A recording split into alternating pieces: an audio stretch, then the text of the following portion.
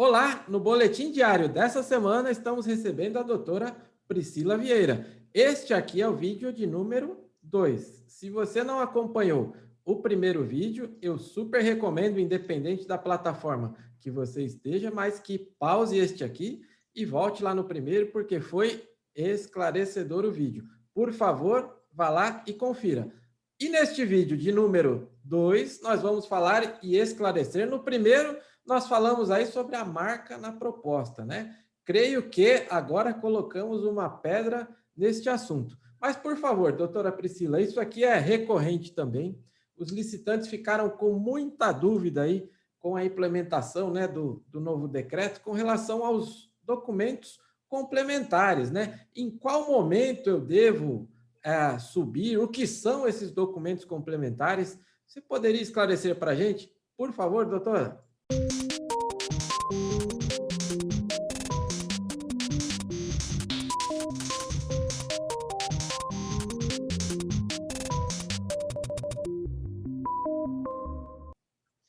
Claro, vamos lá para mais um assunto que também gera muitas dúvidas, né? Os documentos complementares. Bem, gente, não há mistério algum em relação aos documentos complementares. Por quê?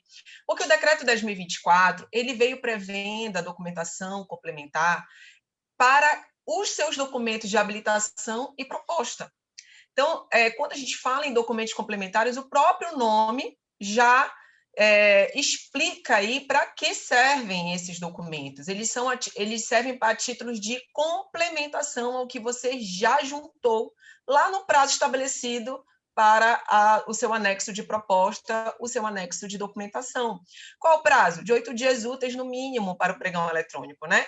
Então, esses documentos complementares à proposta e habilitação, eles são necessários apenas para confirmação daqueles já exigidos no edital a título de habilitação e proposta. Portanto, muitos perguntam, né? Afinal de contas, esses documentos complementares, eles podem suprir uma ausência de documentação, né? Se eu esqueci de juntar uma certidão, se eu esqueci de juntar um atestado. Bem, a documento complementar não serve para esse tipo de situação. Documento complementar, como eu disse, ele apenas vai complementar, vai confirmar as informações daqueles documentos de habilitação que você juntou. Então, vamos dar um exemplo. Você juntou um atestado de capacidade técnica, o pregoeiro, a título de diligência, te solicita documentos complementares, um contrato, uma nota fiscal, para confirmar aquele documento que você já encaminhou. Qual o prazo que eu tenho para encaminhar esse documento de habilitação? No mínimo de 2 horas. No mínimo de 2 horas. Então, prestem atenção no edital de vocês para saber se esse tempo mínimo está sendo obedecido. É um tempo que foi previsto no decreto 10.024 também. Esse instrumento convocatório, esse edital, ele precisa estabelecer esse prazo para você, né? Qual é o tempo necessário que você vai ter para anexar esse documento complementar. Então, não te esquece, documento complementar é diligência, é diligência. O documento que, por acaso, né, se partir aí de um esquecimento do licitante, olha, eu esqueci de colocar uma certidão, esqueci de colocar um atestado, né, vai depender muito de cada caso. Não adianta a gente tentar colocar todas as situações num bolo só, porque a gente não vai conseguir. Então, tem determinadas situações, como, por exemplo, eu tive um caso de um cliente meu que juntou a certidão negativa de débitos municipais. E lá nessa certidão negativa de débitos municipais estavam todas as inscrições municipais do meu cliente. Por outro lado, o edital solicitava que ele fizesse a prova da inscrição municipal dele. E o pregoeiro inabilitou esse meu cliente, por quê? Porque, como esse meu cliente não tinha juntado a prova de inscrição municipal, portanto, ele estava inabilitado. Só que qual era a prova, nesse caso especificamente, né? Qual era o documento que faria a prova da inscrição municipal? No edital não estava dizendo claramente. Né? Então, é uma falha também, eu diria que é uma falha muito recorrente dos editais, reproduzir a lei, reproduzir o normativo e esquecer de esclarecer qual o documento que aquela administração quer para determinada situação, como, por exemplo, provar a inscrição municipal.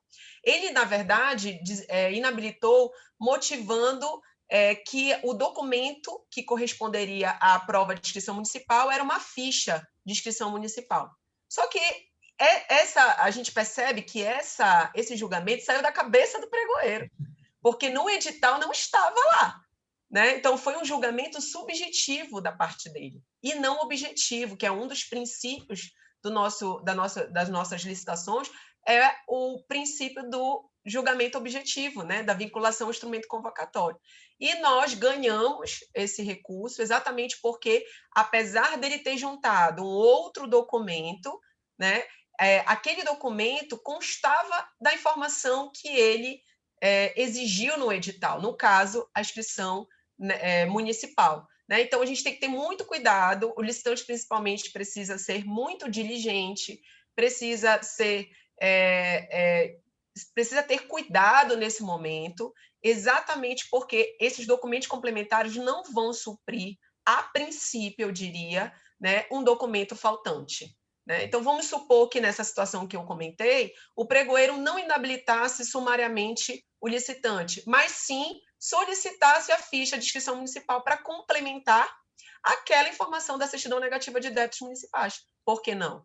Aí serviria como uma solicitação de documentos complementares. Né?